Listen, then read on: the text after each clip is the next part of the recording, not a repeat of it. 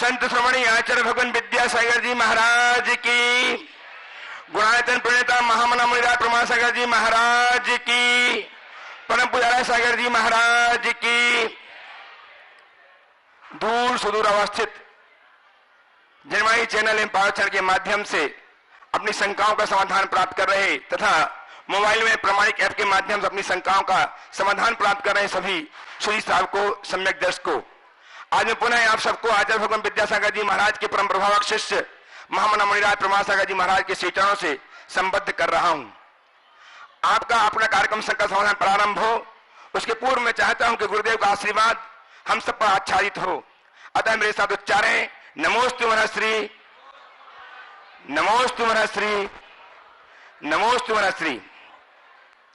आज के इस कार्यक्रम के प्रथम प्रश्न के लिए उपस्थित हो श्रीमान संजय कुमार जी, श्रीमती निधि जैन, शिक्षक, राष्ट्रपति पुरस्कार सम्मानित टीकमगढ़ से, जो 2020 में राष्ट्रपति सम्मान से सम्मानित हुए हैं।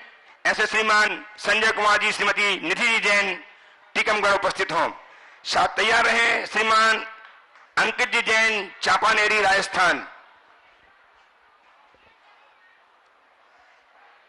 अंकित जी तैयार रहेंगे, चांपानेरी।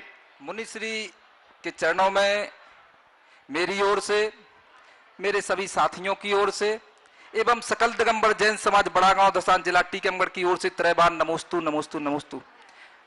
महाराज जी, मेरी शंका है कि वर्तमान परिदृश्य में आज की नवीन पीढ़ी अपने पारिवारिक धार्मिक संस्कारों को खोती जा रही है। महाराज श्री ऐसे उपाय हम सबको बताने की कृपा करें जिससे कि नवीन पीढ़ी संस्कार बने और आदर्श। ये कहना कि नई पीढ़ी संस्कारों को खो रही है, ये मुझे कम जचती। अरे पुरानी पीढ़ी उन्हें जो सिखा रही वही तो वो जी रही है। हमें चाहिए कि हम नई पीढ़ी को के बीच ऐसा आदर्श उपस्थित करें कि उन्हें बोलने की जरूरत न पड़े, वो खुद हमारा अनुकरण करने के लिए तत्पर हो जाए। धार्मिक संस्कारों को, सामाजिक, पारिवारिक और अन्य संस्कारों को आरोपित करने के लिए हमें उनकी चेतना को जगाने की जरूरत है। और जो संस्कार हम उनमें अपेक्षित करते हैं उन्हें खुद के भीतर दिखाने की जरूरत है। यदि हम खुद के भीतर वैसे संस्कार दिखा पाएंगे तभी हम उन्हें संस्कारित कर पाएंगे। नमोस्तु गुरुवर, नमोस्तु। उपस्थित हूँ अंकित जी जैन, चांपानेरी, राजस्थान से। तैयार रहें श्रीमान रितेश जी जैन, अशोक नगर से। ओम।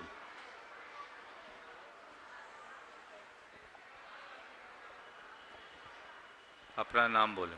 रितेश कुमार जी जैन, अशोक नगर। महाराज श्री के चरणों में बारंबार नमोस्तु नमोस्तु नमोस्तु। महाराज श्री, मेरा प्रश्न है, जैन समाज जो कि अस्तित्वहीन होती जा रही है जनसंख्या के कारण, दिन पे दिन जनसंख्या घटती ही जा रही है जैन समाज की, और एक सर्वे में मालूम हो चुका है कि 1.2 की गति से बढ़ रही है। अगर आज की पीढ़ी 1 लाख है तो आगे वाली पीढ़ी जो होगी वो 1,02,000 ही होगी। ऐसे तो फिर जैन समाज बहुत ही कम हो जाएगी या फिर अस्तित्व ही मिट जाएगा आने वाले समय। इसके लिए क्या करे? 2 ही उपाय या सामूहिक रूप से उसकी, मैं जो बता रहा हूँ सुनो, 2 उपाय।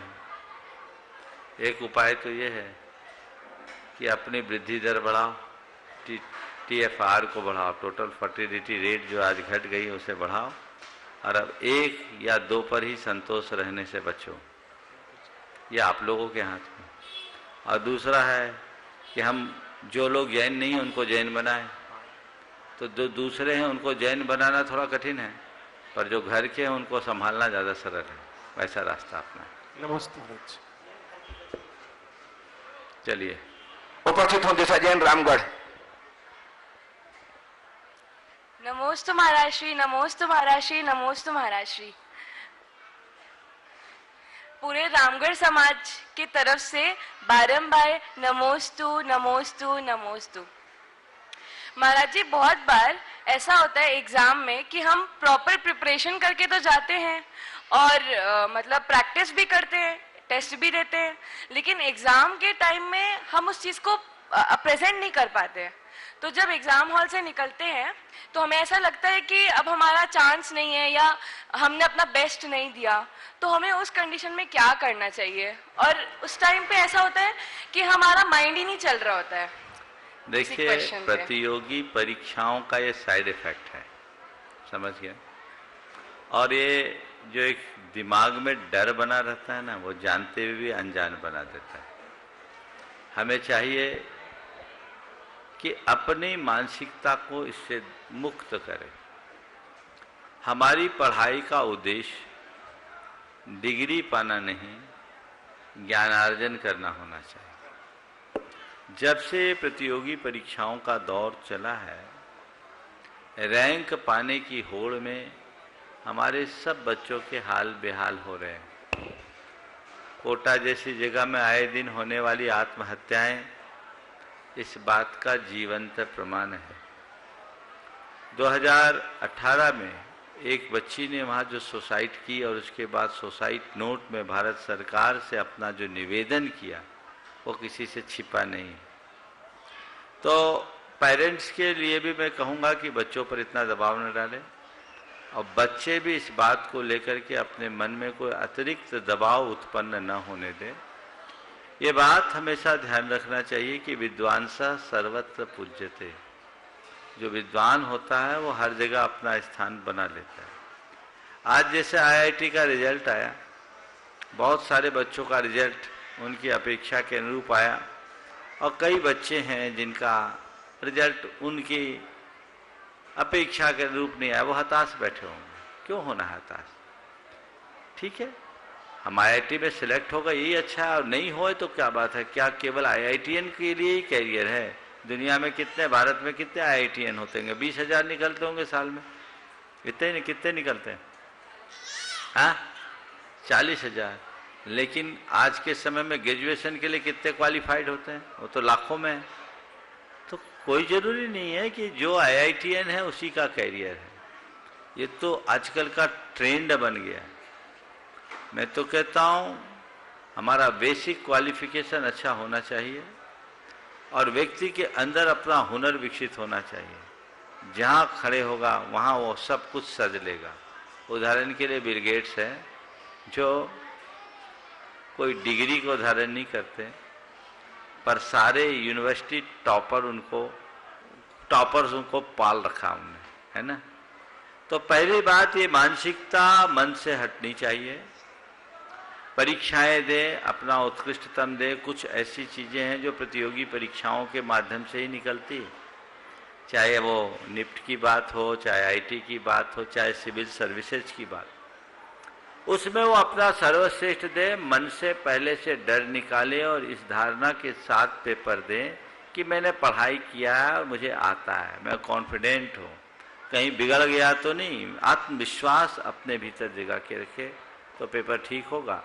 और कदाचित पेपर बिगड़ गया तो घबराए नहीं, बोले ये नहीं तो दूसरा रास्ता है, दूसरा नहीं तो तीसरा रास्ता है, तीसरा नहीं तो चौथा रास्ता है। सब रास्ते होते हैं और व्यक्ति आगे बढ़ सकता है। यदि ऐसी धारा होगी तो कहीं कठिनाई नहीं हो। उपस्थित हो डॉक्टर गुंजताजी शाह, जनरल फिजिशियन, छत्तीसगढ़ भिलाई से। तब तक उपस्थित हो, तब तक महाराज से एक ऑनलाइन प्रश्न जनवाणी चैनल के माध्यम से आया है। विश्वनाथ प्रताप सिंह, कुंडला, उत्तर प्रदेश। महाराज श्री आपके चरणों में बारंबार नमोस्तु करते हुए जानना चाहते हैं कि गुरुदेव, नास्तिक इंसान आस्तिक कैसे बन सकता है? यदि वह आस्तिक बन गया हो तो क्या उससे मरने के बाद उसकी आत्मा को मोक्ष की प्राप्ति हो सकती है? देखिए, नास्तिक इंसान आस्तिक कैसे बन सकता है? और आस्तिक बन गया है तो उससे मोक्ष की प्राप्ति हो सकती है। यदि उस इंसान के मन में अपने मोक्ष की कामना है तो आस्तिक है ही, और आस्तिक को ही मोक्ष मिलता है और आस्तिक ही मोक्ष को चाहता है। नास्तिक को तो मोक्ष से कोई मतलब ही नहीं। तो नास्तिक आस्तिक बन सकता है। घटना बता रहा हूँ, एक बड़ा कथित रूप से नास्तिक व्यक्ति था और उसने लिख रखा था गॉड इज नोवेयर। वो भगवान का घोर विरोधी था। आत्मा, परमात्मा, कर्म, पुनर्जन्म, इनको बिल्कुल नहीं मानता था। लिख रखा था गॉड इज नोवेयर। वो जब मरना सन था, उसका एक मित्र उससे मिलने गया, वो साहित्यकार दार्शनिक था। उसने देखा अभी भी ये लिख रखा है कि गॉड इज नोवेयर। तो उसने क्या किया, नो वेयर में से वेयर के डब्लू को नो के ओ के पास लगा दिया। बोला देखो यहाँ क्या लिखा है। जैसे ही देखा तो लिखा था गॉड इज नाउ हेयर। बोले अरे जिसको मैंने कहीं नहीं खोजा, जो मुझे कहीं नहीं मिला, वो तो मेरे भीतर है। उसी दिन से उसकी धारा बदल गई। तो नास्तिक को आस्तिक बनाने के लिए कुछ नहीं करना है, अपने अस्तित्व को स्वीकारना है, अपने भीतर झांक कर देखना है। डॉक्टर गुंजताई शाह भिलाई से उपस्थित हो, तैयार हैं। मुनीश जैन जो पौत्र हैं श्रीमान डॉक्टर राजकुमारी जैन गुल्ली तत्ना सतना के ट्रस्टी गुणायतन, और जिनके पिताश्री हैं शुभम जी, अपने पुत्र के साथ खड़े हो जाए, प्रश्न के लिए तैयार रहें। नमस्ते गुरुदेव, मैं भिलाई छत्तीसगढ़ से डॉक्टर गुंजलता शाह। मैं योगा और मेडिटेशन सिखाने की कोशिश कर रही हूँ, अभी शुरुआत है, और उसमें बाधा ऐसे पहुँचती है कि लोग समझते हैं योगा और मेडिटेशन सम्यक दर्शन में बाधक है। जो लोग बहुत उपवास व्रत करते हैं, अगर वो तकलीफ में आते हैं तो उनसे कहा जाता है आप योगा कर लीजिए, अनुलोम विलोम कर लीजिए या प्राणायाम कर लीजिए, तो वो कहते हैं कि समय का दुरुपयोग है। और कुछ साधु भी इसका विरोध कर देते हैं, अनावश्यक है बता देते हैं। तो आप लोगों की ये मनोधारणा बदले कि सम्यक दर्शन में ये बाधक है कि सहायक है, इसको बताएं। उनसे पूछो कि बीमार होने पर डॉक्टर से इलाज कराना सम्यक दर्शन में बाधक तो नहीं है। अस्पताल में भर्ती होना क्या सम्यक दर्शन में बाधक है? नहीं। दवाइयाँ खाना क्या सम्यक दर्शन में बाधक है? कतई नहीं। तो जैसे आप अपनी चिकित्सा कराते हैं, वैसे ये भी एक चिकित्सा, और चिकित्सा नहीं, ये तो एक साधना है। हाँ, ये आप कह सकते हैं कि तन को साधने के लिए की गई साधना कर्म की निर्जरा नहीं करेगी। मान लिया कर्म की निर्जरा भले नहीं करे, पर पाप का बंध भी नहीं करेगी। एक बात ध्यान रखना, जब तन संधेगा तभी मन बंधेगा। तन सधेगा तभी मन बंधेगा, और मन बंधेगा तभी मुक्ति मिलेगी। तो इसलिए तन को साधो और मन को बांधो। तो तन को साधने के लिए योग आदि की क्रियाएं करनी चाहिए, और इसका एक अच्छा प्रयोग भावना योग के रूप में है। भावना योग तो विशुद्ध सामायिक है, उसमें किसी यौगिक क्रिया की भी जरूरत नहीं है, लेकिन उनका प्रभाव बहुत गहरा है। मैं तो कहता हूं बैठकर ऊँघने वाली सामायिक की जगह चेतना को जगाने वाली भावना योग करना शुरू करो। कर्म की निर्जरा भी होगी और जीवन भी बदलेगा। एक पूजा कम कर लो। और योगासन के संदर्भ में गुरुदेव कहा करते थे, आसन का भाव आसन है। आसन यानी भोजन। अगर शब्द शास्त्र की दृष्टि से कहें तो आसनस्य भावम आसनम। आसन भोजन किया है तो आसन भी करो, ताकि हमारी शारीरिक प्रक्रिया ठीक बनी रहे, वो करना चाहिए। नहीं तो लोग फिर बीमार पड़ते हैं तो कहीं के नहीं रहते हैं, उनकी स्थिति भयानक हो जाती है। हर व्यक्ति के हृदय में अपने स्वास्थ्य के प्रति जागरूकता होनी चाहिए। जब तक तन मन स्वस्थ न हो तब तक चेतना प्रशस्त नहीं हो सकती।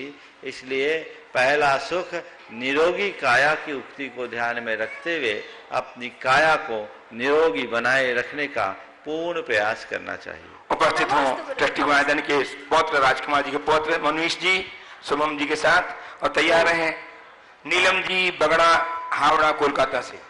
मुनीष कहाँ है? मुनीष उपस्थित हो? अभी नहीं है। नीलम जी बगड़ा उपस्थित हो हावड़ा कोलकाता से।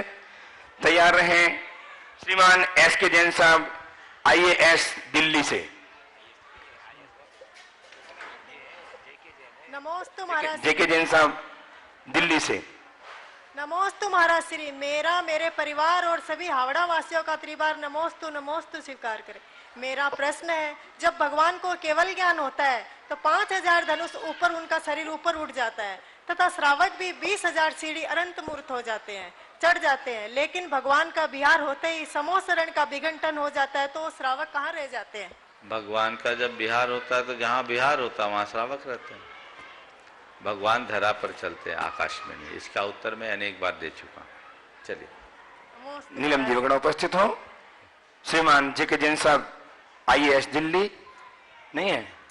श्री रवि जी सेठी ट्रस्टी गुणायतन रायपुर, और तैयार हैं विनोदी जैन बगुलिया अशोकनगर से सूत्रधार। सीखता कीजिए। रवि सेठी ट्रस्टी गुणायतन रायपुर, विनोदी बगुलिया अशोकनगर। सेठी परिवार की तरफ से महाराज जी को त्युबा नमोस्तु नमोस्तु नमोस्तु। महाराज श्री कोई देना कुछ नहीं चाहता लेकिन पाना सब कुछ चाहता है। जैसे अगर उसको कोई काम हम लोग कर रहे हैं तो उसको मंच पे बैठना सबसे आगे चाहता है, और नाम में अगर आगे पीछे हो जाए तो वो लड़ने के लिए तैयार हो जाता है। ऐसा क्यों महाराज जी? ये एक मानवीय दुर्बलता है। मनुष्य के अंदर की एक वृत्ति है, प्रकाशन की वृत्ति। वो हमेशा अपने आप को हाईलाइट करना चाहता है, अपने आप को दूसरों से श्रेष्ठतर साबित करने की कोशिश करता है, और वो अपनी श्रेष्ठता का आधार इसे ही मानता है कि मैं औरों की जगह आगे की पंक्ति में बैठ जाऊं, और यही उसके जीवन की एक बड़ी दुर्बलता बन जाती है, जिसके कारण इस तरह के विकार उत्पन्न होते हैं। यदि उसकी जगह व्यक्ति ये सोचने लगे कि ये सब आगे पीछे की बातें तो बाहर का विकल्प है, मुझे जो भी काम करना है उस काम को अपनी साधना मान करके करना है, उसे अपनी सेवा मान करके करना है। लोगों के द्वारा मुझे कुछ शब्द मिल जाए उससे क्या होगा, मैं जो कार्य करके आत्मसंतुष्टि पाऊंगा वही सब कुछ होगा। तो जीवन में ऐसा कुछ नहीं हो सकता। व्यक्ति के हृदय में यदि आध्यात्मिक चेतना जाग जाए तो ये सारी चीजें अपने आप दूर हो जाती। उपस्थित श्रीमान विनोदी बगुलिया साहब अशोकनगर से, और तैयार हैं श्रीमान राजकुमार जी टोंगिया रेहावाड़ी गुवाहाटी।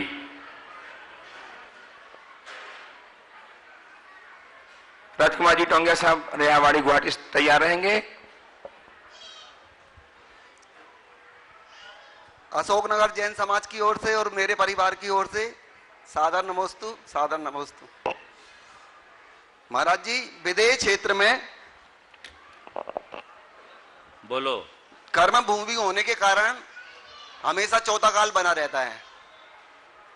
इस कारण और वहां से 6 महीने 8 समय में 608 जीव मोक्ष जाते हैं। तो मेरी शंका यह है महाराज जी कि जम्बू द्वीप के भरत एवं ऐरावत क्षेत्र से किस काल में कितने जीव मोक्ष जाते हैं? शंका का समाधान करें। देखिए, जब मोक्ष का काल होता है तभी मोक्ष जाते हैं। चतुर्थ काल में मोक्ष होता है या चतुर्थ काल में जन्मे जीव मोक्ष पाते हैं जी। और पूरे मनुष्य लोक से 6 महीने 8 समय में 608 जाते हैं जी। तो भरत क्षेत्र ऐरावत क्षेत्र में कब कितने जाते हैं ऐसा नहीं लिखा। 608 में जब भरत क्षेत्र और ऐरावत क्षेत्र का काल होता तो यहाँ से भी जाते हैं। हाँ, तुलनात्मक रूप से विदेह की अपेक्षा भरत और ऐरावत में मोक्ष जाने वालों की संख्या अल्प। उपस्थित श्रीमान राजकुमार जी टोंगिया साहब रेहावाड़ी गुवाहाटी से, तैयार है मुनीश जी जैन सुपौत्र राजकुमार जी जैन गुल्ली सतना से। नमस्ते महाराज, नमस्ते महाराज, नमस्ते महाराज। समस्त गुवाहाटी वासी व रेहावाड़ी समाज की तरफ से नमस्ते महाराज। मेरा एक प्रश्न है, अभी कुछ 2-3 सालों से कुछ श्रावक किन्हीं की बातों से प्रभावित होकर या प्रभावना में आकर 3 लोग के नाथ को अपने घर में विराजमान कर लेते हैं, फिर उसके ऊपर कला शांति धारा अभिषेक पूजा अर्चना करते हैं। क्या यह सही है? अगर यह सही है तो आने वाली पीढ़ी अपने हिसाब से 3 लोग के नाथ को कहीं भी विराजमान करके उस पर कला शांति धारा करना स्टार्ट कर देगी, फिर अपना मंदिर का औचित्य क्या रहेगा? देखो, मैं तो एक ही बात कहता हूँ, अगर भगवान को घर में ले जाओ तो फिर कभी घर से बाहर मत निकालो। तेरे घर से भगवान निकल जाएंगे तो तेरा हाल क्या होगा? तो वही तुम्हारा मेरी बात सुनो, जो लोग इस तरह के ले जाने लगे हैं ये उचित नहीं है, क्योंकि पूजा स्थल की जो पवित्रता होती है वो पूजा स्थल की होती है, और हमें पूजा स्थल का काम पूजा स्थल में ही करना चाहिए, इधर उधर नहीं करना चाहिए। ये आज जो प्रक्रियाएं बन गई है ये अच्छी नहीं है। अगर घर में कोई अनुष्ठान करना है तो उसके लिए यंत्र की व्यवस्था है। मंदिर जी में अभिषेक पूजन कर लो और उसके बाद यंत्र के माध्यम से अपने घरों में अनुष्ठान कर लो, ये तो चल सकता है, लेकिन इस तरीके से करना उचित नहीं। महाराज, उन्होंने अपने घर में विराजमान के डेली के ही पाठशाल शांति धारा करना स्टार्ट कर दिया, मंदिर आने बंद कर दिया। अच्छा, गृह चैत्यालय बना लिया? गृह चैत्यालय भी नहीं है, एक अपने 3 रूम के फ्लैट में एक कमरे के अंदर 3 लोग के नाथ को विराजमान करके ऐसा है। शास्त्रों में गृह चैत्यालय का विधान है। अगर 11 अंगुल से छोटी प्रतिमा कोई अपने घर के चैत्यालय में विराजमान करके रखना चाहे तो रख सकता है, लेकिन ये तब रखना चाहिए जब मंदिर जाना सुलभ न हो, मंदिर अत्यंत दूर हो, तो ऐसी आपात स्थिति में गृह चैत्यालय का विधान है, लेकिन इसको परंपरा बनाना उचित बात नहीं। मुनीष जी उपस्थित हो, तैयार है श्रीमान अनिल जी, अमिता जी जैन, दुर्गापुर श्रोमणी शिक्षक गुणायतन। ये पूछ रहे हैं आपकी तरफ से तरुण जी कि गृह चैत्यालय कैसा होना चाहिए। तो गृह चैत्यालय में भी घर में एक स्वतंत्र स्थान होना चाहिए, उसमें पूर्ण शुद्धता होनी चाहिए, अशुद्धि का लवलेश नहीं होना चाहिए, उसकी आसपास की दीवारें भी पूरी तरह पवित्र होनी चाहिए, इतनी पवित्रता हो और वहाँ जाने आने का रास्ता भी स्वतंत्र होना चाहिए, तब गृह चैत्यालय बनाइए। अन्यथा आप अपने बैठक में ही भगवान को विराजमान कर दिए और बाद में वहीं उठपटांग काम करते रहे, तो असाधना के भागीदार होने से महान पाप का बंध भी होगा। हाँ बोलो मुनीष। नमोस्तु महाराज जी, मेरा प्रश्न ये है कि जैसे हम लोग बड़ी इमारतें पैसों से बनवाते हैं, बड़ी इमारतें पैसों से बनवाते ढंग से अपने हाथ, हाँ बोलो, फिर से बोलो। नमोस्तु महाराज जी, मेरा प्रश्न ये है कि जैसे आप बड़ी बड़ी इमारत, जैसे मैं हाँ बोलो, हाँ बोलो, बड़ी बड़ी इमारतें हाँ। पैसों से बनवाते हैं, लेकिन आप गुणायतन कैसे बनवाते हैं? क्यों कि आपने सबका त्याग कर दिया है, पैसों का, कपड़ों का, सबका। बहुत अच्छा, इस बच्चे का बहुत अच्छा सवाल है। इसने पूछा है कि हम लोग घर इमारतें बनाते, उसमें पैसे लगते हैं, और आप गुणायतन बनवा रहे हैं, आप कैसे बना रहे हैं? आपने तो पैसों का और कपड़ों का, घर का, सबका त्याग कर दिया, तो ये गुणायतन कहाँ से बन रहा है ना? बहुत अच्छा सवाल है, इसके बाल मन में उठा ये सवाल, बहुत अच्छा सवाल है, एक बार इसके सवाल का सत्कार करो। बेटा बिल्कुल ठीक कह रहे हो, हमारे पास कुछ नहीं है और हम गुणायतन बनवा भी नहीं रहे हैं। पता है गुणायतन कौन बना रहा है? गुणायतन ट्रस्ट बना रहा है, समझ गए? और तेरे दादा भी गुणायतन के फाउंडर मेंबर है, पूछ रहा हूं उनसे, समझ गए? वो 6 वर्ष तक गुणायतन के वाइस प्रेसिडेंट भी रहे, समझ गए? शुरुआती दौर से जुड़े। तो ये गुणायतन हम नहीं बना रहे, गुणायतन कौन बना रहा है? आप बना रहे हैं। कौन बना रहा है? आप। उसकी व्यवस्था कौन देख रहा है? गुणायतन का एक ट्रस्ट है। और कैसे बन रहा है? आप जैसों के डोनेशन से बन रहा है ना? तो आप लोग अच्छे कार्य के लिए डोनेशन दे रहे हैं, तो हम क्या कर रहे हैं? हम केवल प्रेरणा दे रहे हैं, हम केवल मार्गदर्शन दे रहे हैं। अच्छे कार्य की प्रेरणा देना मुनियों का धर्म है, समझे? जिससे धर्म की परंपरा आगे बनी रहे, पीढ़ियों तक धर्म के संस्कार बने रहे, ऐसी प्रेरणा देना मुनियों का धर्म है। हम उसका पालन कर रहे हैं और आप लोग हम लोगों से प्रेरित होकर अपना धन लगाकर उसे बना रहे हैं। आप अपने धर्म का पालन कर रहे हैं। जब तक मुनि धर्म का पालन करते रहेंगे और आप श्रावक लोग अपने धर्म का पालन करते रहेंगे, धर्म की परंपरा अक्षुण्ण बनी रहेगी, कोई रोक नहीं सकेगा।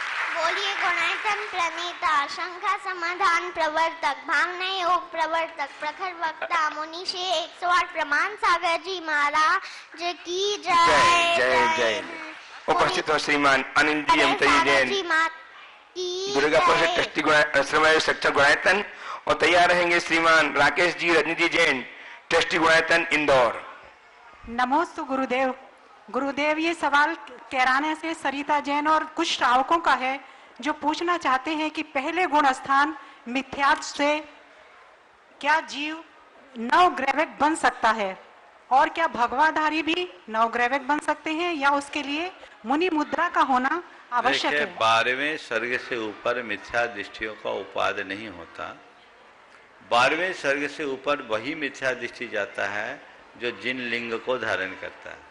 तो 9वां ग्रैविक तो 16वें स्वर्ग से ऊपर है, इसलिए जिन लिंग को धारण किए बिना मिथ्या दृष्टि 12वें स्वर्ग से ऊपर किसी भी स्थिति में नहीं जाती। नमस्ते गुरुदेव।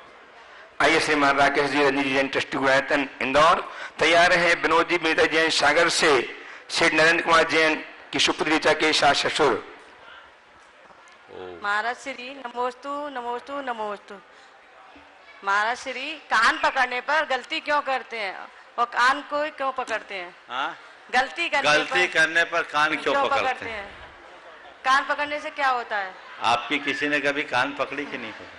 देखो दो चीजें, कई बार हम लोग गलती करते हैं तो खुद कान पकड़ते हैं, और कई बार कोई दूसरा गलती करता है तो उसके भी कान पकड़े जाते हैं। कान क्यों पकड़ा जाता है? कान पकड़ने के पीछे का मुझे एक वैज्ञानिक कारण दिखता है कि जब कोई कान पकड़ता है तो उससे हमारे मस्तिष्क के जो तंतु हैं वो सक्रिय हो जाते हैं। एक्यूप्रेशर के अनुसार हमारे कान के पल्लवों में बहुत सारे पॉइंट्स होते हैं जो हमको ऊर्जावान बनाते हैं। शायद इसीलिए कान पकड़ा जाता है ताकि हमारे अंदर एक प्रकार की तरोताजगी आ जाए, हमारा प्रमाद दूर हो जाए। देखिए कल उपस्थित विनोद जी, विनीत जी जैन सागर से। तैयार हैं ग्वालियर के ट्रस्टी श्रीमान एस के जैन, जो गुप्ती धाम के अध्यक्ष भी हैं सोनीपत से। महाराज श्री के चरणों में अंकुर कॉलोनी मकरोनिया एवं सानुधा परिवार की ओर से नमोस्तु नमोस्तु नमोस्तु। महाराज जी, मेरा प्रश्न ये है कि जब मनुष्य का शरीर पुराने समय में बहुत ऊंचाई ज्यादा हुआ करती थी, उस समय मंदिरों के दरवाजे बहुत छोटे हुआ करते थे, लेकिन आज मनुष्य का शरीर जैसे जैसे छोटा होता जा रहा है तो मंदिरों के दरवाजे बढ़ते चले जा रहे हैं, कारण क्या है? पहले के समय में मनुष्य की ऊंचाई अधिक थी, दरवाजे छोटे थे। आज दरवाजे बड़े हो रहे हैं और आदमी छोटा हो रहा है। इसके पीछे क्या है? देखिए भाई, पुराने समय में जो मंदिरों के दरवाजे छोटे होते थे वो सकारण थे। ऐसे मंदिर शास्त्र के हिसाब से देखे तो मंदिर के निर्माण में द्वार मान का बड़ा महत्वपूर्ण स्थान है और बहुत बारीकी से द्वार के मान को निर्धारित किया गया है। समझ गए? तो हमारे अकृत्रिम जिनालयों में भी जो द्वार हैं वो काफी ऊंचे ऊंचे हैं, और पुराने समय में भी द्वार ऊंचे ही होते थे जो शास्त्र के अनुसार है। पर बीच की कालावधि में जो द्वार छोटे किए गए वह सब प्रयोजन थे। उसके पीछे केवल एक ही थी बात, मूर्ति भंजकों के प्रकोप से भगवान को बचाना। क्योंकि जो मूर्ति भंजक थे वो जिन प्रतिमा के आगे कभी झुकते नहीं थे, तो ऐसी व्यवस्था बनाई कि दरवाजा छोटा कर दो, भगवान को नीचे कर दो। तुबोन जी में जाकर देखो तो आपको पता लगेगा। अब वहां आए मूर्ति भंजक तो अंदर जाने के लिए झुकना पड़े, और उनको मूर्ति के सामने झुकना नहीं है, तो हमारे भगवान बच गए। ये ट्रिक थी। तुबोन जी की सारी प्रतिमाएं सांगोपांग, उसके पीछे का रहस्य ही दिखता है। तो ये एक प्रयोजन होगा। आज वैसी स्थिति नहीं है, इसलिए हम लोग को चाहिए कि जैसा शास्त्र में वर्णित है वैसा ही मंदिर बनाए।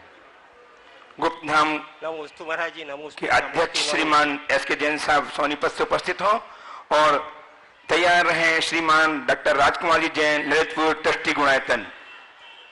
गुप्ती सागर यात्रा संघ से महाराज श्री 60 यात्रीगण आए हैं संबे शिखर की यात्रा और आपके दर्शन करने के लिए।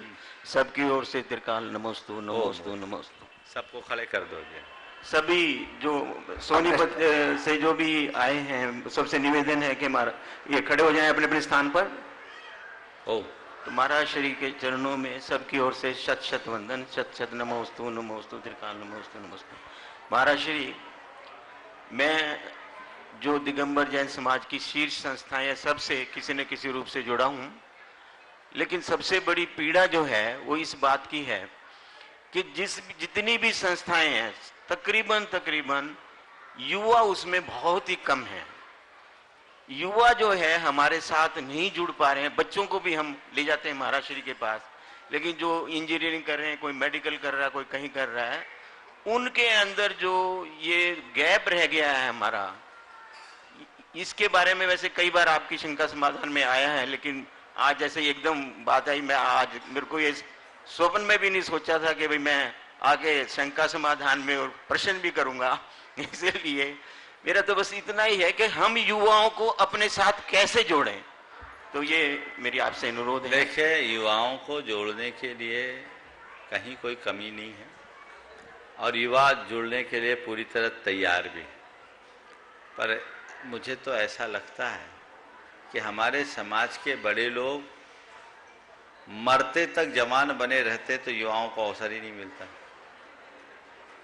संस्थाओं में अगर हम युवाओं को प्रवेश देना भी चाहें तो सीट ही खाली नहीं मिलती। तो पहले तो ये चाहिए कि हर संस्था के लोग एक समय के उपरांत अपना स्थान खाली करें। जैसे आप अन्य संस्थानों में रिटायर होते हैं, वैसे ही संस्थाओं से भी रिटायर हों और नए पीढ़ी के अनुभव संपन्न लोगों को वो दायित्व सौंपे। नमस्ते नमस्ते। हमने देखा है कि लोग कब्र में पांव लटक जाने के बाद भी बैठ जाते हैं पर उठने का नाम नहीं लेते। 80-85 वर्ष की उम्र में भी उनको पोस्ट चाहिए। ये ठीक नहीं। हमें पहले से तैयार करके रखना चाहिए, दूसरी पंक्ति को तैयार करके रखना चाहिए। और मैंने तो सब जगह इस बात को ध्यान में रखा है और मैं महसूस करता हूं कि आज युवा हमसे बहुत अच्छी संख्या में जुड़े हैं। हाँ, उनके प्रारंभिक दौर में उनकी खुद की कुछ प्राथमिकताएं होती हैं।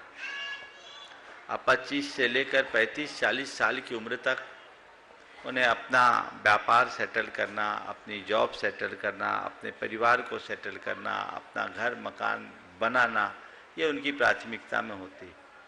उस समय उनके लिए सामाजिक कार्यों के लिए बहुत अधिक समय दे पाना व्यवहारिक तौर पर भी संभव नहीं होता। लेकिन 40-45 साल की उम्र पार कर लेने के उपरांत जब उनके अंदर ऊर्जा और अनुभव दोनों का समावेश हो जाता है तो उनके पास अवसर भी होता है और अवकाश भी होता है। अगर ऐसे लोगों को हम मौका दें तो बखूबी बहुत अच्छा काम कर सकते हैं। 40 साल की उम्र में कोई व्यक्ति यदि धार्मिक सामाजिक संस्था से जुड़ता है 35-40 की उम्र में सक्रिय भागीदारी के रूप में, तो कम से कम 20 साल तक तो वो निर्बाध नेतृत्व अपना दे सकता है। हमें वहीं से निखारना चाहिए। जैसे राजनीतिक क्षेत्र में छात्र राजनीति से जुड़े हुए युवकों को ही आगे चल करके बढ़ाया जाता है तो आगे चल करके अच्छे 25-30 साल तक अपना नेतृत्व देता है। ऐसे ही समाज के प्रतिभा संपन्न, संस्कार युक्त, अनुभव संपन्न युवकों को हमें आगे लाना चाहिए और खुद आगे आकर अपनी सीट पर उन्हें बिठाना चाहिए, तभी हम कुछ अच्छा कर पाएंगे। नमस्ते महाराज, नमस्ते महाराज। मैं निवेदन कर रहूंगा श्रीमान अनिल जी जैन श्रोमणी शिक्षक गुणायतन से कि डॉक्टर साहब का श्रीमान एस के जैन साहब का सम्मान भी करें। आइए आप सम्मान स्वीकार करके गुणायतन के गौरव को जो आप आज गुणायतन से ट्रस्टी रूप में संबद्ध होकर अपने जीवन को धन्य कर रहे हैं, श्रीमान एस के जैन साहब सोनीपत अपने परिवार के साथ आए। इनका सम्मान करने के लिए श्रीमान अनिल जी जैन श्रोमणी शिक्षक गुणायतन एवं श्रीमान शैलन जी जैन CEO गुणायतन आए और सम्मान करके गुणायतन के गौरव को संवर्धित करें। साथ में श्रीमान डॉक्टर राजकुमार जी जैन ललितपुर से अपना प्रश्न तो करेंगे ही, इनका भी सम्मान। पहले प्रश्न तालियां आपकी बजती रहे। आज गुणायतन से संबद्ध होकर के अपने जीवन के श्रेष्ठतम को लगा करके श्रेष्ठता को उपलब्ध हो रहे हैं। बहुत बहुत साधुवाद, तालियां आपकी बजे। चलिए। और डॉक्टर राजकुमार जी जैन ललितपुर गुणायतन ट्रस्टी, इनका भी सम्मान करने के लिए मैं आमंत्रित कर रहा हूं। श्रीमान सुनील जैन CFO गुणायतन एवं श्रीमान विपिन जी जैन श्रोमणी शिक्षक गुणायतन दुर्गापुर, वे आए, उनका सम्मान करके गुणायतन के गौरव को संवर्धित करें। Doctor Rajkumar ji Jain trustee Gunayatan Lalitpur. हाँ, वहीं करो सुनील जी, वहीं चाहिए।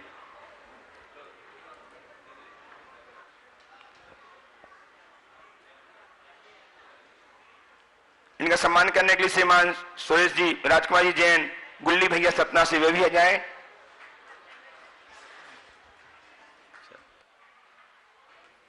चलिए डॉक्टर साहब सवाल। डॉक्टर साहब प्रश्न करेंगे और तैयार रहेंगे मृणाल जैन कीर्ति जी मम्मी के साथ ट्रस्टी गुणायतन दिल्ली। अपने प्रश्न की तैयार रहें। ओ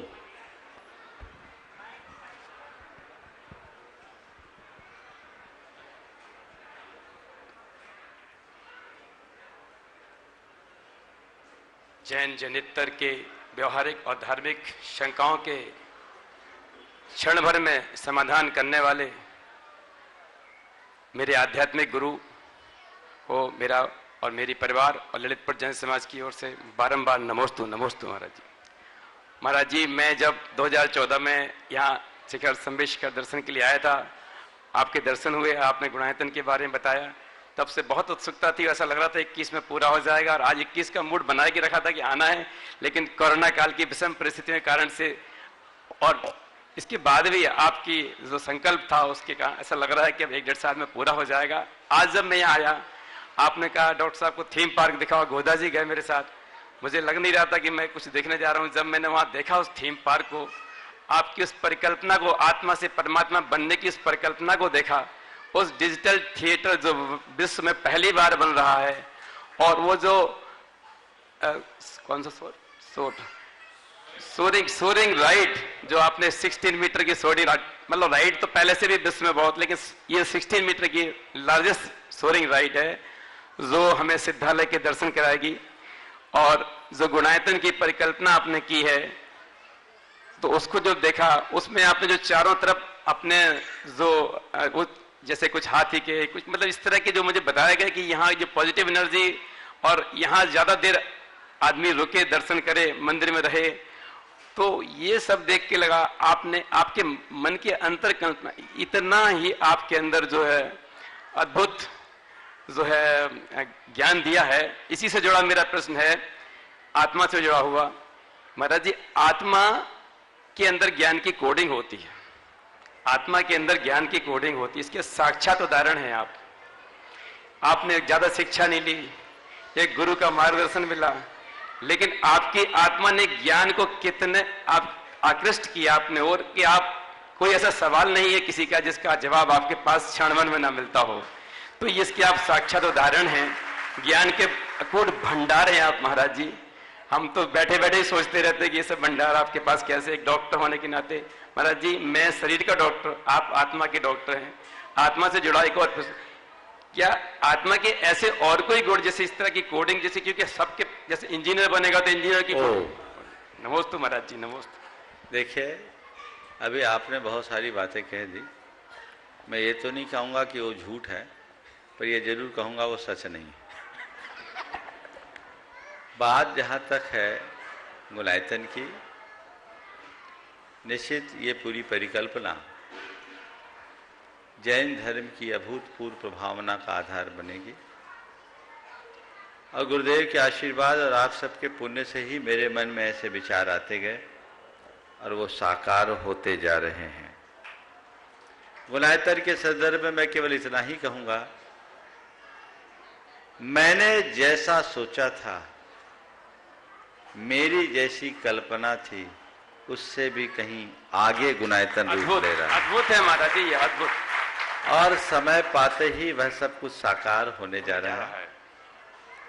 आपने जो ज्ञान की कोडिंग की बातें की, कुछ पंक्तियां सुनाकर उसका उत्तर देना चाहूंगा।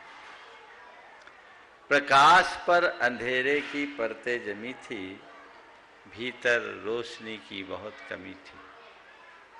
प्रकाश पर अंधेरे की परतें जमी थी, भीतर रोशनी की बहुत कमी थी।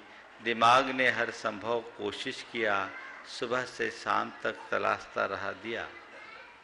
दिमाग ने हर संभव कोशिश किया, सुबह से शाम तक तलाशता रहा दिया। जहाँ भी जैसी भी मिली रोशनी, अक्ल भीतर ले आई, लेकिन बात कुछ समझ न आई, अंधेरा बढ़ता ही गया। जहाँ भी जैसी भी मिली रोशनी, अक्ल भीतर ले आई, लेकिन बात कुछ समझ न आई, अंधेरा बढ़ता ही गया। एक दिन एक कांतिमान दिया मुस्काया, एक दिन एक कांतिमान दिया मुस्काया, मन को सम्मोहित करता नजर आया। एक दिन एक कांतिमान दिया मुस्काया, मन को सम्मोहित करता नजर आया। दिमाग ने भीतर आने का ज्यों ही दिया निमंत्रण, खिलखिलाकर व्यंग से हंसने लगी किरण। दिमाग ने भीतर आने का ज्यों ही दिया निमंत्रण, खिलखिलाकर व्यंग से हंसने लगी किरण। इस जैसा एक और दिया जल रहा है तेरे भीतर, इस जैसा एक और दिया जल रहा है तेरे भीतर। रोशनी को व्यर्थ ढूंढती अक्ल घूमती है घर घर। इस जैसा एक और दिया जल रहा है तेरे भीतर, रोशनी को व्यर्थ ढूंढती अक्ल घूमती है घर घर। दिए के चारों ओर तम के घेरे हैं कठोर, दिए के चारों ओर तम के घेरे हैं कठोर। यदि तू इन घेरों को काट सकेगा, स्वयं रोशनी एक दिन जग को बांट सकेगा। अगर तू यदि तू इन घेरों को काट सकेगा, स्वयं रोशनी एक दिन जग को बांट सकेगा। हमारे पास क्या है? अंधेरा का आवरण जमा है, उसे हटाना है। जिस दिन हटा लेंगे, हम सबके भीतर तो केवल ज्ञान है और वही प्रमाण है, उसे उद्घाटित करने का प्रयत्न करें। उपस्थित हो श्रीमान मृणाल जी जैन, श्रीमती कीर्ति जी मम्मी अपनी मम्मी के साथ ट्रस्टी गुणायतन दिल्ली से, और तैयार हैं श्रीमान राजकुमार जी काला साहब गुणायतन सम्मेद शिखर। नमस्ते गुरुदेव। गुरुदेव, मेरा आज का जो प्रश्न है वो हमारी जनरेशन में काफ़ी डिबेटेबल है, और आजकल जो इंटरव्यूज़ होते हैं, साइकोलॉजिकल टेस्टिंग होती है किसी भी कैंडिडेट की, तो ये सामने वाले भी परखते हैं कि जो मैं सवाल पूछने जा रहा हूँ, एजुकेशन दो तरीके की होती है। एक डिग्री वाली जो बताती है आप इंजीनियर हो, डॉक्टर हो, ग्रेजुएट या पोस्ट ग्रेजुएट, जो ठप्पा लगाती है आपके ऊपर। दूसरी एजुकेशन होती है गुरुदेव व्यवहारिकता, इंसानियत, या फिर चार लोगों के आप बीच में बैठे हो तो आपका किस तरीके का व्यवहार आचार है। तो गुरुदेव, मेरा प्रश्न था कि कौन सी एजुकेशन का हमारे जीवन में क्या महत्व है, क्योंकि आज के टाइम में देखा जाए तो डिग्री वाला इंसान ऐसे काम करता है जिससे उदाहरण बनता है कि ऐसी चीजें नहीं करनी चाहिए, और बिना डिग्री वाला इंसान कुछ ऐसे काम करता है जिससे उदाहरण बनता है कि बिना डिग्री के भी कुछ करा जा सकता है। मैं तो एक ही बात कहता हूं, डिग्री हमारे शिक्षा का आधार नहीं है, अनुभव हमारी शिक्षा का मूल प्रतिमान होना चाहिए। डिग्री वाला फेल्योर हो सकता है, पर अनुभवी कभी फेल्योर नहीं होता। तो डिग्री से बड़ा एक्सपीरियंस है, समझ गए? तो हमें चाहिए कि हम केवल ज्ञान न पाए, ज्ञान के साथ अनुभव को भी महत्व दें, और वही काम में आता है।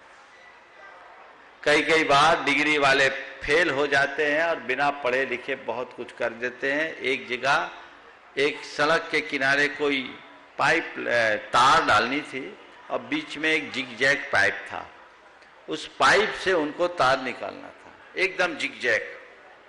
अब बहुत माथा फोड़ी कर रहे थे कि इस तार को इसके अंदर से कैसे निकाले। बड़े बड़े इंजीनियर्स अपना दिमाग लगा रहे थे, और एक गलरिया का बेटा जो अपनी बकरियां चला रहा था, बहुत देर से वहां बैठा बैठा उनको देख रहा था। जब वो बहुत परेशान हो गए कि सर हम आपकी मदद कर दें। बोले तू क्या करेगा, हम इंजीनियर फेल है, तू इसमें कहाँ लगेगा। बोले आपकी इंजीनियरिंग आप जानो, हम नहीं जानते इंजीनियर क्या होता, लेकिन हम आपकी समस्या का सॉल्यूशन कर देंगे। बोले कैसे करेगा। बोले कर देंगे। बोले कर देंगे तो क्या दोगे। बोले 1000 रुपया देंगे। बोले ठीक है हम करते। उसने क्या किया, एक चूहे को पकड़ा, उसकी पूंछ में उस तार को बांधा और चूहा को पाइप के अंदर डाल दिया। 2 मिनट के अंदर चूहा इस पार से उस पार निकल गया, तार भी निकल गया, डिग्री धरी रह गई और बिना डिग्री का अनुभव पास हो गया। इसलिए योग्यता अनुभव से निखरती है, उपाधि से नहीं। राजकुमार जी को पूर्व उपस्थित हो, आज जिनका जन्मदिन मनाने के लिए, जो अपने गुरुदेव का आशीर्वाद प्राप्त करने के लिए गुवाहाटी से चलकर यहाँ पहुंचे हैं श्रीमान भैया जी गंगवाल, ट्रस्टी गुणायतन, जिन्हें आज जन्मदिन मनाने के लिए गुरुदेव के चरणों में आकर के अपने जीवन धन्य किया। आप तालियां बजा के जन्मदिन की शुभकामनाएं अवश्य दें। अपना प्रश्न करें और तैयार रहेंगे श्रीमान सुभाष जी जैन कुछ आवश्यक घोषणाओं के लिए, आवश्यक बात के लिए। बोलो जल्दी। विजय जी गंगवाल, गुवाहाटी।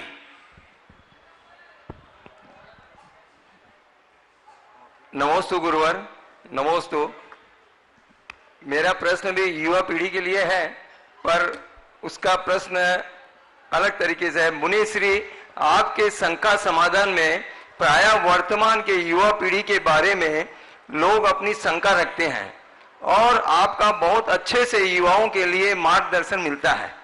मुनिश्री, हमारी ऐसी भावना है कि आपका संघ आगामी गुणायतन के पंचकल्याण तक शाश्वत तीर्थ क्षेत्र में श्री सम्मेद शिखर जी के विराजमान है, तो हम चाहते हैं कि आपकी दिशा निर्देशन में संपूर्ण भारत के दिगंबर जैन समाज के 20 से 40 वर्ष के युवा युवतियों का एक 3 दिवसीय राष्ट्रीय सम्मेलन हो, एक मंच के तहत जिसमें धर्म, संस्कार, संस्कृति तथा आत्मोत्थान का मार्गदर्शन मिले। इससे हमारे जैन समाज के युवाओं को संगठित होने का अवसर भी मिलेगा तथा भविष्य के लिए जैन समाज की बहुत अच्छा सुझाव है आपका। थोड़ा कोरोना का कहर खत्म हो जाने दो, बहुत सारी चीजें अभी ऐसी है जो मन की मन में ही है। अभी तो हमने युवाओं के लिए एक्ट प्रोग्राम करने का भाव सोचा था, भावना योग के साथ एक विशेष सत्र, पर यहाँ की व्यवस्थाओं की अनुकूलता न होने के कारण नहीं हो पा रही है, लेकिन बहुत जल्दी ये कार्यक्रम होगा। और आपने जो कहा है, मैं तो बिल्कुल इसके लिए हमेशा तत्पर रहता हूँ कि युवाओं को आगे लाने के लिए हमें प्रयास करना चाहिए। उपस्थित होंगे के सीईओ श्रीमान सुभाषित जैन कुछ बातों के साथ, और तैयार रहेंगे विकास शास्त्री कुछ आवश्यक घोषणाओं के साथ। जय बोलो देवादेव चंदा प्रभु भगवान की जय। संत शिरोमणि आचार्य गुरु श्री विद्यासागर जी महाराज की जय। परम पूज्य पुण्य श्री 108 प्रमाण सागर जी, हरे सागर जी महाराज की जय। आज एक बहुत हर्ष का विषय प्रसंग लेकर मैं आपके सम्मुख प्रस्तुत हुआ हूं। आपने स्वामी विवेकानंद के शिकागो सम्मेलन में पार्लियामेंट ऑफ वर्ल्ड रिलीजन्स 1892 के उनके संबोधन के बारे में सुना होगा, वो जगत प्रसिद्ध है। आज बड़े हर्ष का विषय ये है कि हमारे परम पूज्य गुरुदेव को भी विशेष निमंत्रण वहां से प्राप्त हुआ और गुरुदेव ने उसकी स्वीकृति प्रदान की। तो उस सम्मेलन में, जो कि आज से शुरू हो रहा है, 15, 16, 17 3 दिन का सम्मेलन है जिसमें करोड़ों लोग हिस्सा लेने वाले हैं। तो गुरुदेव का संबोधन कल शाम को रिकॉर्डिंग के माध्यम से कल 16 तारीख की शाम को 9:30 बजे प्रसारित किया जाएगा। उसका लिंक विभिन्न डिजिटल माध्यमों से उपलब्ध कराया जा रहा है, और अगर किसी को चाहिए तो हमारे ऑफिस से भी हमारे नंबर जो चल रहे हैं वहां से प्राप्त कर सकते हैं। और इस कॉन्फ्रेंस में 16 तारीख शाम, याद रखें 16 तारीख शाम, 16 तारीख यानी कि कल शाम को 9:30 बजे, रात 9 बजे, 17 अक्टूबर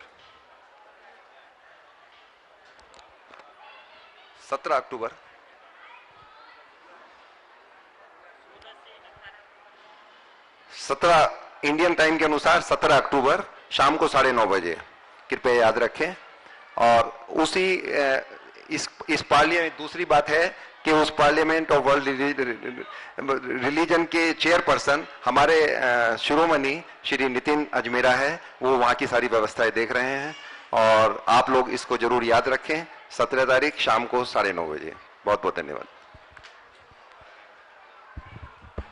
आइए बंधुओं, और जैसा कि आपको विदित है, प्रतिदिन लोग गुणायतन से जुड़कर के अपने जीवन का सर्वोत्कृष्ट लगा रहे हैं और अपने जीवन को धन्य कर रहे हैं। आज जिन श्रावक शिष्यों ने सौभाग्य प्राप्त किया है, उनके मैं नामों की उद्घोषणा कर रहा हूं।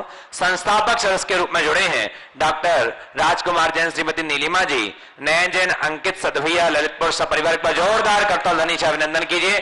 साथ ही श्री सुबोध कुमार, अपने स्थान पर खड़े होकर के नमन वंदन करें। श्री सुबोध कुमार जैन, सुपुत्र श्री एसके जैन एडवोकेट, शरद जैन, सौरभ जैन, सोनीपत, जो गुप्ती धाम के कार्यकारी अध्यक्ष, भी एक बार जोरदार करतल ध्वनि से हम अभिनंदन करते हैं। अपने स्थान पर खड़े होकर आशीर्वाद प्राप्त करेंगे। साथ ही जिन्होंने सूत्रधार की सदस्यता प्राप्त की है, ऐसे श्रावक श्रेष्ठी को बुलाना चाहूंगा।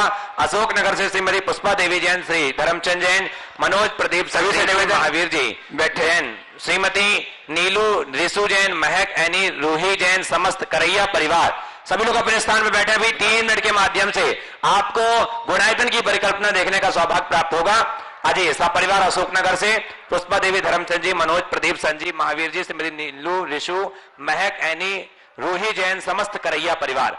और उनके सम्मान के लिए बुलाना चाहूंगा देवेंद्र जी गंगवाल धुलियान से और राजीव जी पाटनी साहब, वो आए और ऐसे श्रावक श्रेष्ठी का सम्मान करेंगे। जोरदार करतल ध्वनि से स्वागत कीजिए। रांची से जिन्होंने सूत्रधार की सदस्यता प्राप्त की है, श्री दिलीप अजमेरा, कमलेश अजमेरा, अश्विन आशीष जी अजमेरा सपरिवार आए, सम्मान को स्वीकार करें शीघ्रता से। दिलीप अजमेरा, कमलेश अजमेरा, अश्विन आशीष जी अजमेरा रांची से सपरिवार हमारे बीच उपस्थित हैं। इन्होंने भी सूत्रधार की सदस्यता प्राप्त की है।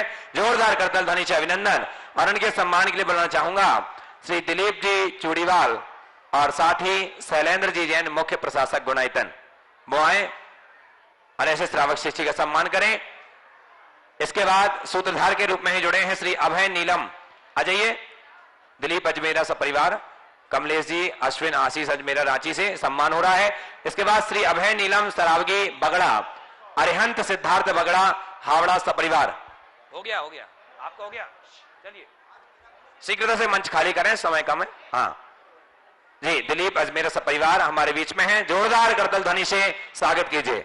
हावड़ा से अभय नीलम सरावगी बगड़ा, अरिहंत सिद्धार्थ बगड़ा सपरिवार वो उपस्थित हैं और उनके सम्मान के लिए श्री विजय जी गंगवाल और राजकुमार जैन गुल्ली भैया सतना से वो भी आए और सम्मान करेंगे किसी श्रावक श्रेष्ठी का।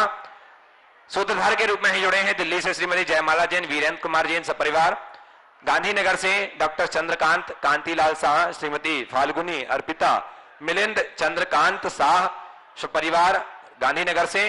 और आज प्रत्यक्ष रूप से उपस्थित हैं सूत्रधार के रूप में जुड़े हैं उदयपुर से श्री अंबालाल जैन, श्री विनोद कुमार जी जैन सपरिवार। यदि उपस्थित हैं तो शीघ्रता से आए और गुरुदेव के चरणों में नमन वंदन करके आशीष प्राप्त करें। उनके सम्मान के लिए विपिन जी जैन दुर्गापुर और अनिल जी जैन दुर्गापुर श्रोमणी संरक्षक गुणायतन वो आएंगे, सम्मान करेंगे।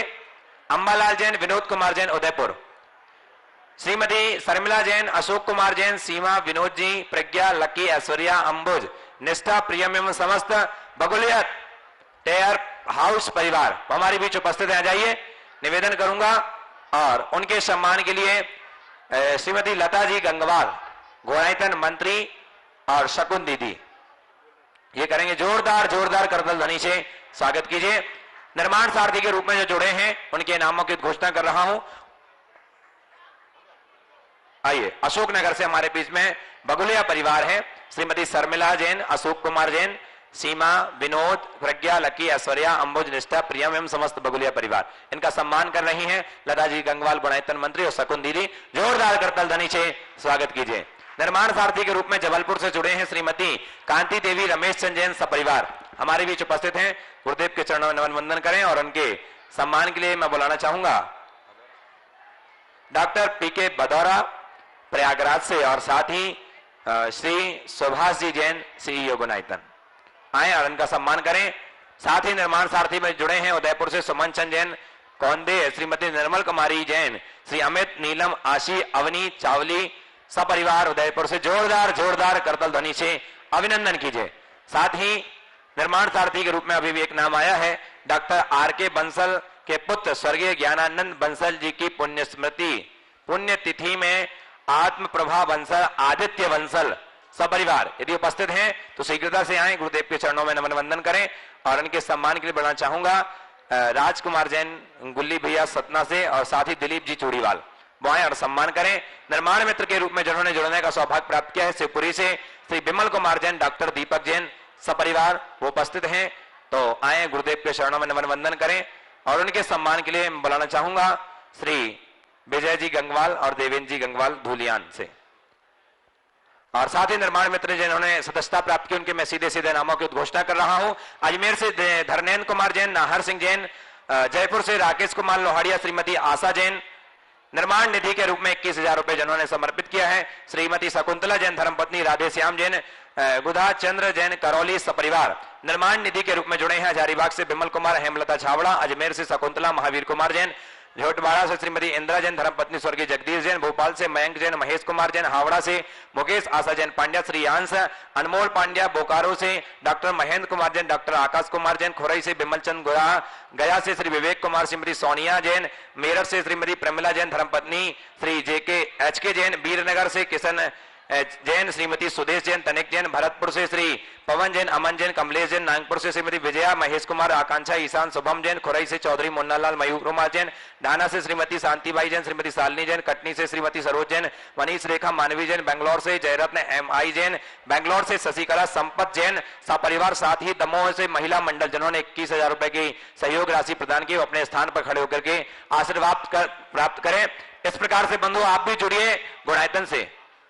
इसी क्रम में छोटे से बच्चे, इंदौर के छोटे से 2 बच्चे गार्गी और जयशी ने अपना संचित धन गुल्लक के रूप में गुणायतन के निर्माण के लिए प्रदान किया। बहुत बहुत आ जाए, आशीर्वाद ले लें। आइए और अंतिम प्रश्न के लिए भैया PK Bhadaura, doctor PK Bhadaura वो आए और अंतिम प्रश्न के लिए।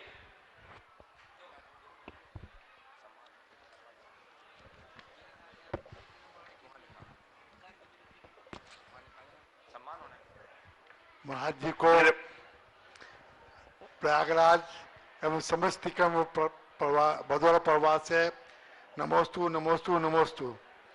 महाराज जी, जैसा कि पदमपुर भगवान का 4 कल्याणक क्षेत्र प्रभासगिरी क्षेत्र है और वह अक्षय क्षेत्र कहलाता है, जबकि वहाँ 4 कल्याणक क्षेत्र हुए हैं महाराज जी, तो वह सिद्ध क्षेत्र भी उसको क्या कह सकते हैं और उसका विकास। देखिए, हमारे लिए अक्षय क्षेत्र और सिद्ध क्षेत्र तो है ही, लेकिन जहाँ तीर्थंकरों के कल्याणक हुए हैं उन्हें कल्याणक क्षेत्र के रूप में प्रचारित करना चाहिए, तीर्थ क्षेत्र के रूप में प्रचारित करना चाहिए। उनका स्थान अक्षय क्षेत्रों से भी बहुत ऊंचा है। इस प्रकार आज के इस सत्र को परम पूज्य गुरुदेव के चरणों में नमन अर्पित करते हुए मैं यहीं पर विराम दे रहा हूँ। बोलिए परम पूज्य आचार्य गुरुवर श्री विद्यासागर जी महाराज की जय जय जय।